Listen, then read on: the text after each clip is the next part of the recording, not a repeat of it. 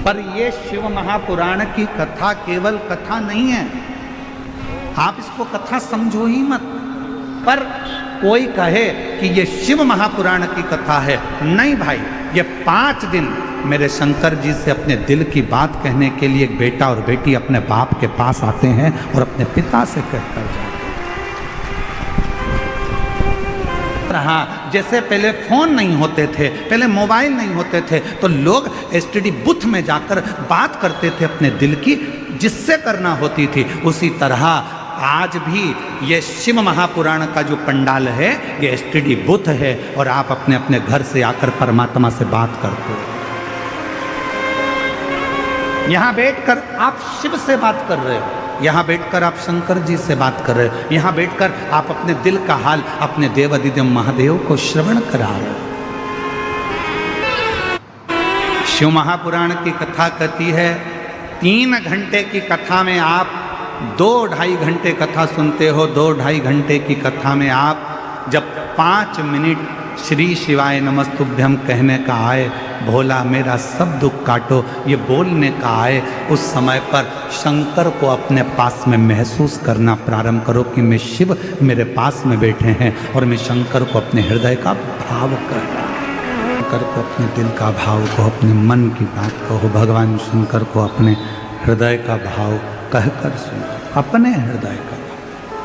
और जब भगवान देवाधिदेव महादेव को अपने हृदय का भाव कहोगे तो वो स्वीकार करें, स्वीकार। केवल इसको शिव महापुराण की कथा मत कहो।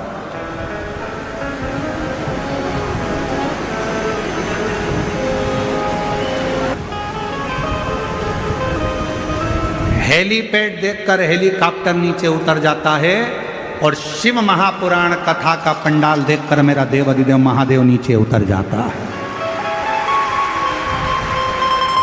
मेरा शिव आता है। अब आप उसको पहचानो ना पहचानो ये आपके ऊपर, आप उसे जानो ना जानो ये आपके ऊपर। शिव कथा कह रही है। एक बार माँ पार्वती जी भगवान शंकर जी को लेकर अपने पिता हिमालय राज जी से मिलने के लिए गए।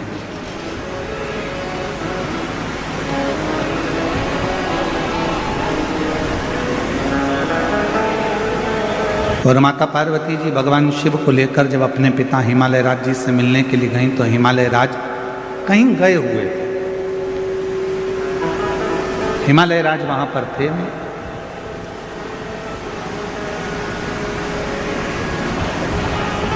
पार्वती जी अपनी माँ मीनावती के पास पहुंची और माँ मीनावती की गोद में सिर रखकर माँ पार्वती जी लेट गई।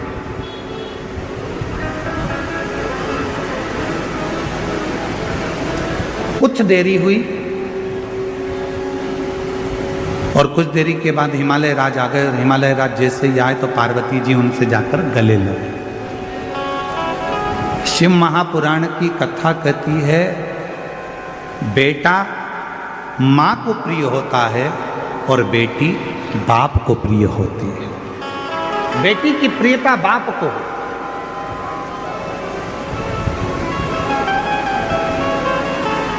बेटे की प्रियता माँ को।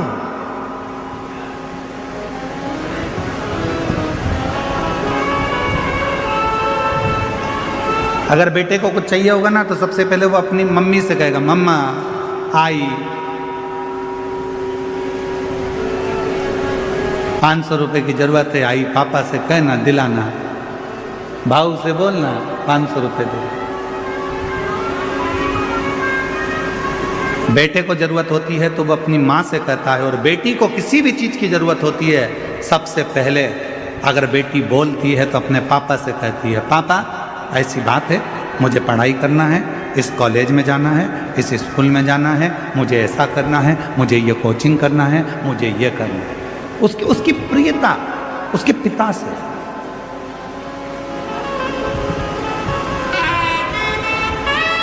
दुनिया के लोग कहते हैं कि बेटी की विदाई में सबसे ज़्यादा माँ रोती है, पर शिव महापुराण की कथा कहती है कि बेटी की विदाई में सबसे ज़्यादा रोता है तो उसका बाप रोता है, उसका पिता।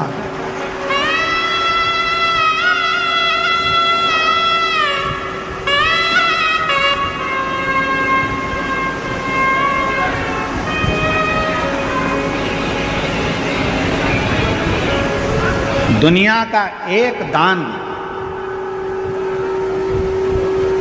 सबसे विचित्र दान है और वो है कन्यादान।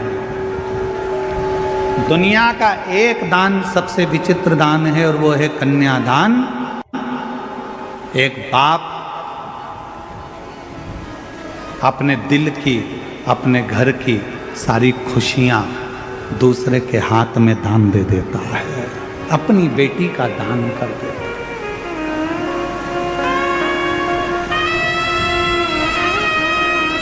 दुनिया का सबसे विचित्र दान है कन्यादान, जिसमें एक पिता अपने घर की सारी खुशी एक दूसरे के हाथ में दे देता है। कन्या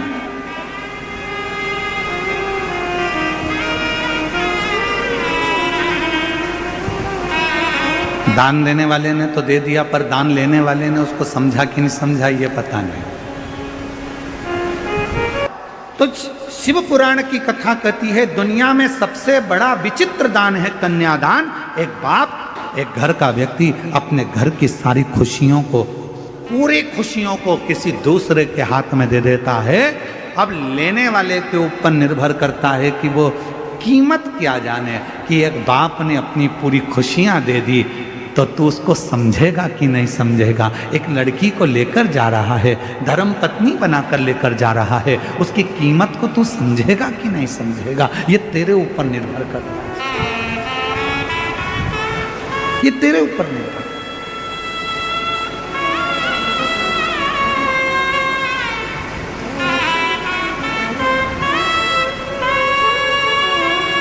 पार्वती जी माँ की गोद में सिर रखकर सो रही थी और माता पार्वती जी जब अपनी माँ मीनावती की गोद में सिर रखकर सो रही थी, पिताजी हिमालय राज का आगमन हो गया।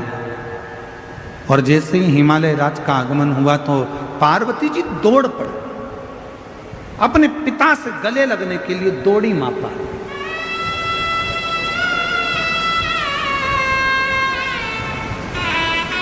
गले लगी।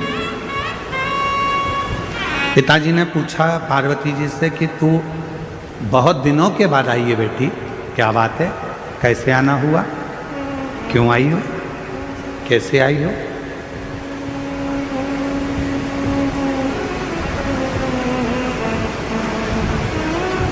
दुनिया में केवल एक बेटी ऐसी होती है जो अपने बाप के चेहरे को देखकर पहचान जाती है कि पापा को तकलीफ क्या है।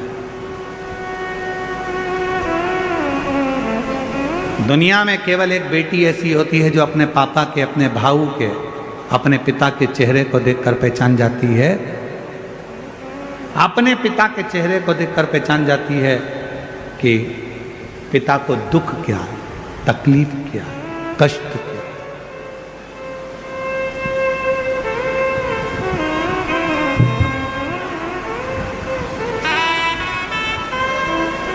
पिता को देखकर समझ जाते हैं।